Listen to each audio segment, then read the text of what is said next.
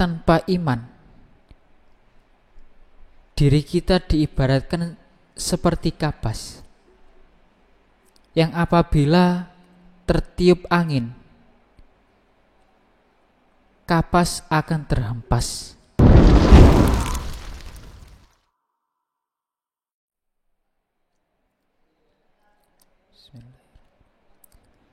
Assalamualaikum warahmatullahi wabarakatuh. Bismillahirrahmanirrahim. Alhamdulillahilladzi huwal ahad, al-wahidus samadu yahdi lirrasyad, bi khairi khalqika syafi'il umami, ya Rabbana sholli alaihi sallimi, wal ali gharriqna bi bahril wahdati, fi kulli halin daima wa sa'ati. Amma ba'd.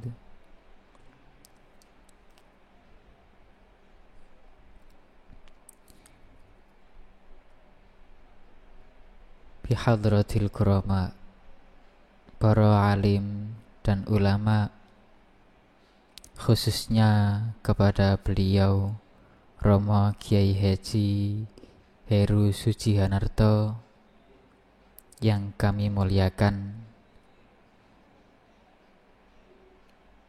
jajaran pengurus Yayasan Al-Ma'ruf yang kami hormati, tim Alam Hikmah yang kami hormati, kepada para hadirin hadirat, pemirsa dimanapun Anda berada yang kami hormati.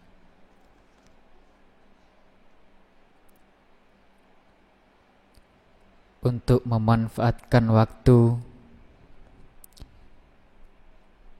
mengenai uraian tasyakur, tahmid kepada Allah Subhanahu wa ta'ala, sholawat serta salam kepada beliau Rasulullah sallallahu alaihi wasallam, dan salaman ikraman wa ta'ziman kepada para wali-wali Allah. Kami makmum kepada Imam Mujahadah. Hadirin hadirat rahimakumullah.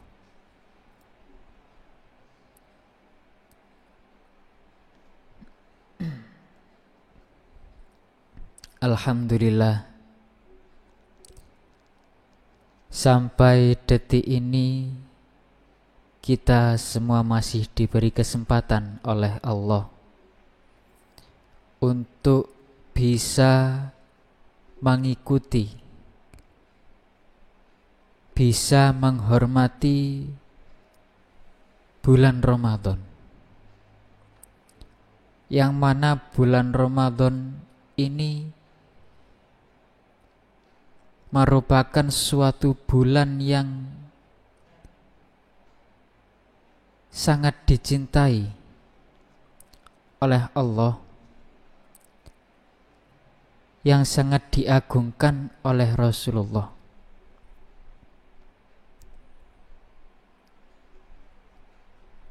Sehingga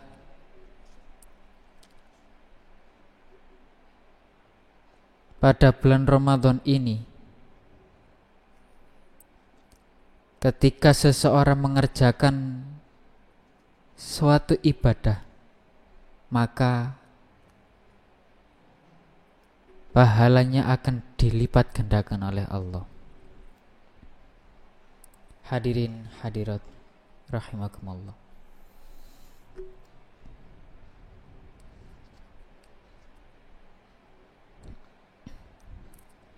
Pada penghujung Ramadan kali ini, tidak sedikit di sekitar kita semakin hari semakin tidak terasa bulan Ramadan akan segera meninggalkan kita semua. Yang artinya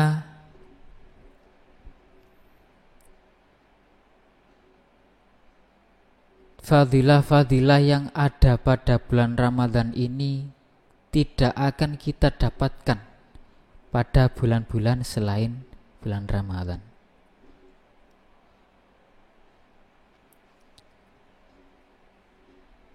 Akan tetapi tidak sedikit orang pun yang merasa tidak pernah menyesal dengan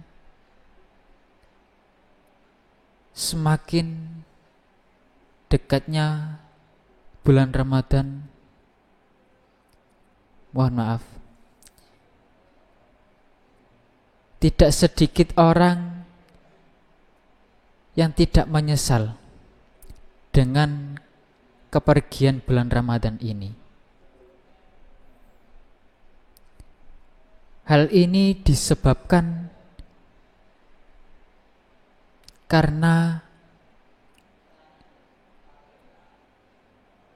kadar iman kita, para hadirin.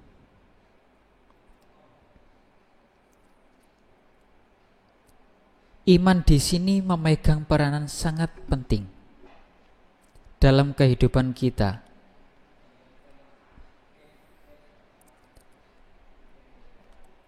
Bahkan tanpa iman, diri kita diibaratkan seperti kapas yang apabila tertiup angin, kapas akan terhempas, yang tidak akan mengetahui kemana arah tujuannya. Begitu juga diri kita, para hadirin. Ketika iman kita hanya terletak pada angan kita, tertanam pada akal pikiran kita, maka selamanya kita akan terhempas oleh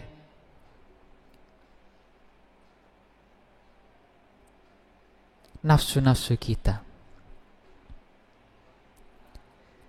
Ketika nafsu kita mengajak kepada kebaikan,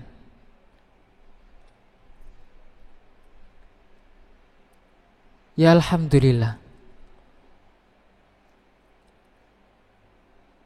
Akan tetapi perlu diwaspadai juga, karena nafsu adalah sebuah keinginan, yang mana kalau keinginan kita tidak kita waspadai, sedikit kita terpeleset, maka tujuan tidak akan tersampai.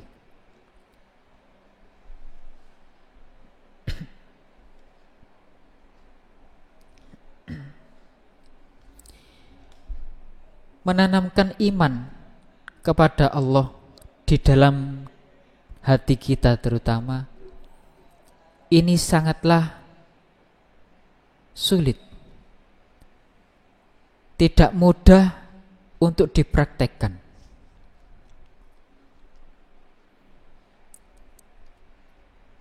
Di dalam Al-Hikam disebutkan bahwa iman letaknya di dalam hati. Ketika iman tersebut tertanam di dalam hati, maka seseorang, segala gerak-geriknya akan terkontrol. Yang maksudnya, ketika kula panjenengan melakukan suatu ibadah, kita ketahui bersama bahwasanya ibadah di sini konotasinya positif. Tidak ada ibadah itu yang bernilai negatif tidak ada. Ibadah adalah kegiatan positif.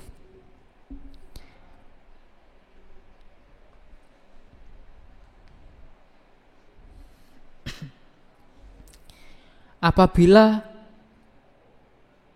iman kita hanya berada pada akal, maka ibadah sebaik apapun akan bernilai buruk karena tercampur dengan rusaknya nafsu-nafsu yang ada dalam diri kita.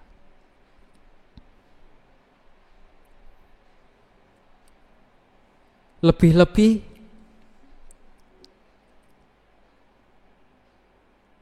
ketika iman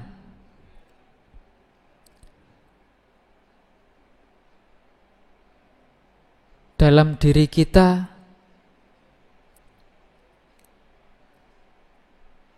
tidak bisa tercurahkan dalam kehidupan kita, maka selamanya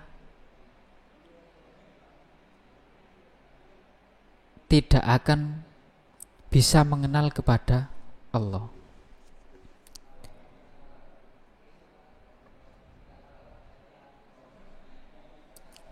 Kemudian pertanyaannya para hadirin, bagaimana cara kita menanamkan iman di dalam hati kita?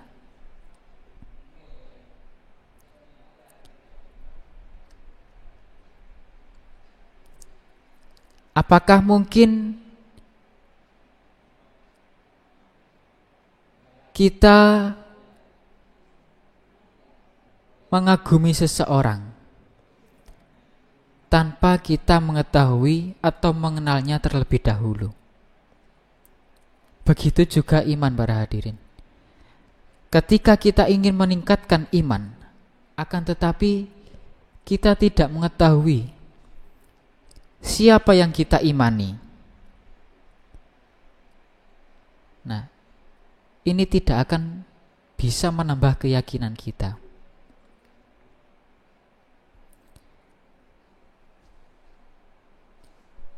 Maka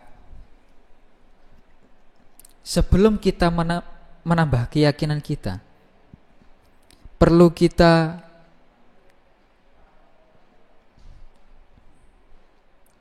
lakukan terlebih dahulu, yakni mengenal kepada siapa yang kita imani.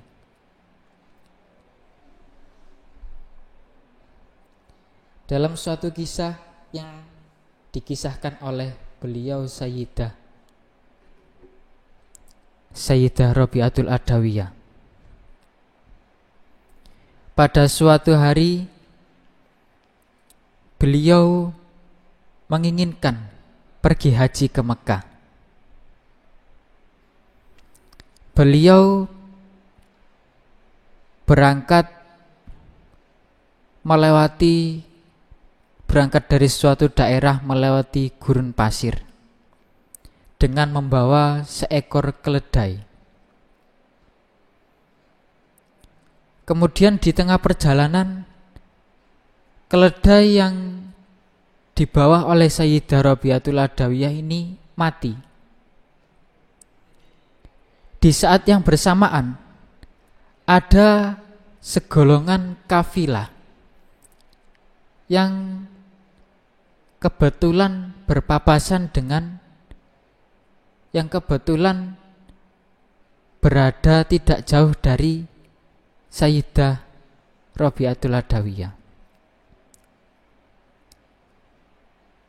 Setelah para rombongan khilafah tersebut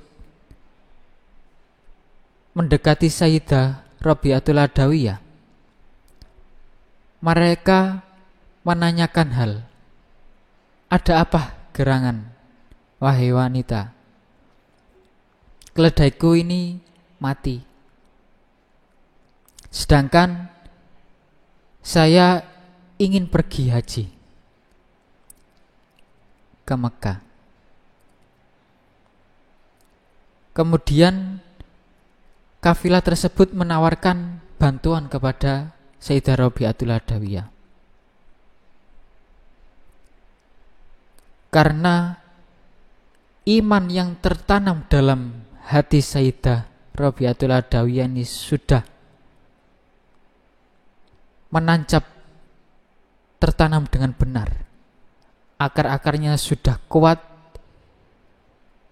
Kemudian beliau Sayyidah Rabi'atul Adawiyah mengatakan kepada mereka, mohon maaf, wahai Tuan, saya tidak akan meminta bantuan kepada selain Allah.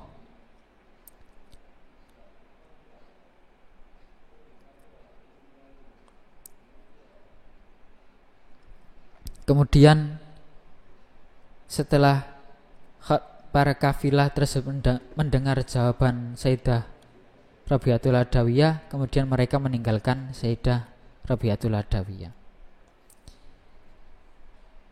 Setelah kafilah tersebut meninggalkan, kemudian Sayyidah Rabi'atul Adawiyah berdoa kepada Allah.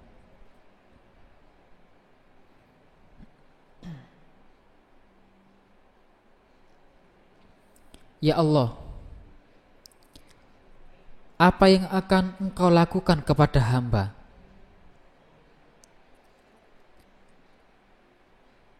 Apa yang akan Engkau lakukan kepada seorang wanita yang asing, yang lemah ini? Padahal saya berangkat ke Ka'bah hanya untuk memenuhi panggilan Engkau, ya Allah. Setelah bermunajat demikian, kemudian keledai Sayyidah Rabi'atul Adawiyah yang tadinya mati tiba-tiba hidup. Dan begitu gembiranya Sayyidah Rabi'atul Adawiyah, lalu kemudian melanjutkan perjalanan menuju ke Mekah. Dari kisah tersebut dapat kita ambil pelajaran, para hadirin, yang mana ketika beliau bermunajat kepada Allah, beliau menerapkan man arafa nafsahu faqad arafa rabbahu. Barang siapa yang mengenali dirinya, maka ia akan mengenali Tuhannya.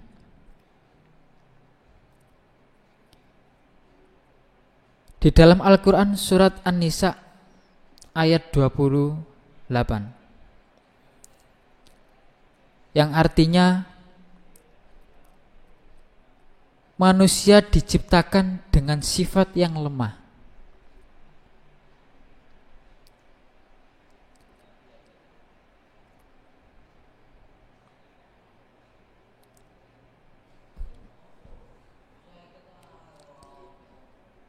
Dari